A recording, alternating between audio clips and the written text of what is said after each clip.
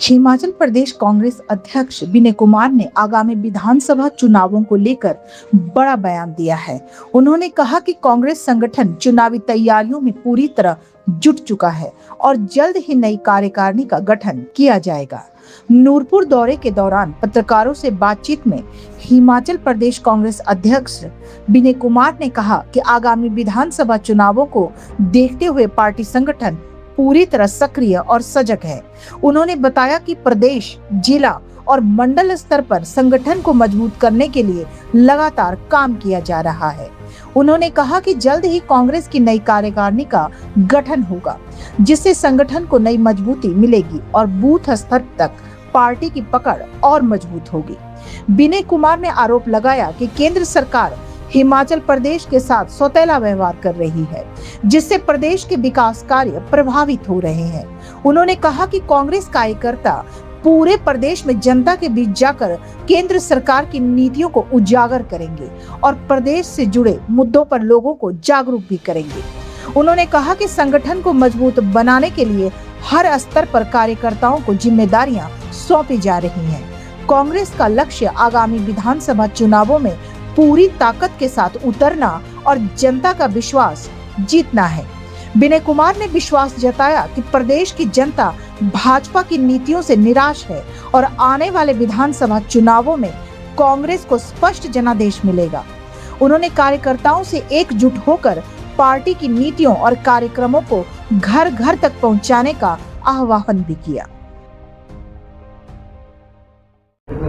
आज हम नूरपुर के दौरे पे हैं और यहाँ से हमारे जो कंटेस्टेंट कैंडिडेट अजय महाजन जी हमारे साथ हैं और ये कांगड़ा से लेकर ही हमारे साथ आए हैं। और इसके बाद हम यहाँ जो हमारे कांग्रेस कमेटी के वर्कर्स हैं उनके साथ एक बैठक करेंगे और जो हमने ब्लॉक कांग्रेस कमेटी का गठन किया है उसके बारे में चर्चा करेंगे और आगे उसका विस्तार जैसे करना है कांग्रेस पार्टी का, जो हमने 5 टियर सिस्टम में इसको किया है। तो पहले ब्लॉक का अध्यक्ष लगेगा, उसके बाद ब्लॉक की कमेटी बनेगी, उसके बाद जोन्स बनेंगे, जोन के अध्यक्ष लगेंगे, उसके बाद पंचायत के अध्यक्ष लगेंगे, उसके बाद बूथ के अध्यक्ष लगेंगे और 5वां जो हमारा वो है वो पृष्ठ प्रभारी है, एक पृष्ठ पे एक प्रभारी लगेगा। तो उसके बारे में हम सभी वर्करों के साथ चर्चा करेंगे और आने वाले समय में इसी महीने के जो अगला महीना हमारा आ रहा है उसमें हम टोटल जो ब्लॉक कांग्रेस कमेटी की जो ये कमेटी है वो पूरी गठित करके और सुचारू रूप से नेक्स्ट ईयर हमने चुनाव के लिए जाना है और उसकी तैयारी भी हमने करनी है। तो तैयारी हमारी फ़ौज करेगी जो हम कमेटी बना के देंगे और किस तरह से हमने आगे 2027 में मिशन रिपीट के लिए जाना है वो उसके बारे में वर्कर से बातचीत होगी। जी, जो आपने मिशन हिमाचल प्रदेश में जो रेवेन्यू डेफिसिट ग्रांट है वो केंद्र सरकार ने हमारी बंद की है और उसके बावजूद भी हमने अपने सीमित संसाधनों से सारी लड़ाई लड़ी है।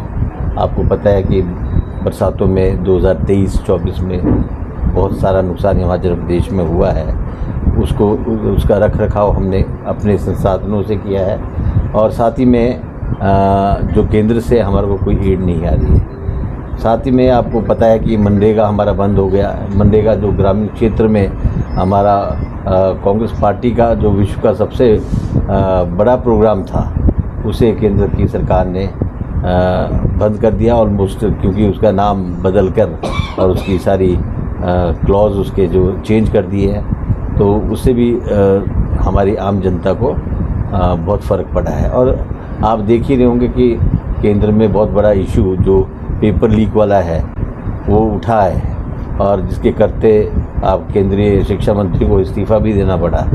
तो ये सारे इश्यूज़ जो है ये भाजपा के खिलाफ न केवल केंद्र में है बल्कि ये स्टेट में भी हम इसको इशू बनाएंगे। आप राम मंदिर चोरी का देखो कितना बड़ा मसला है।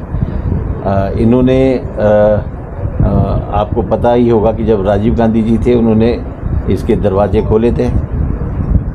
राम मंदिर बनने की जो सबसे प्रथम स्टेप था वो राजीव गांधी जी ने लिया था। उसके बाद राम मंदिर का शिलान्यास इन्होंने किया। भूमि पूजन इन्होंने किया, प्राण प्रतिष्ठा इन्होंने की, उद्घाटन इन्होंने किया, झंडा रोहण का काम इन्होंने किया।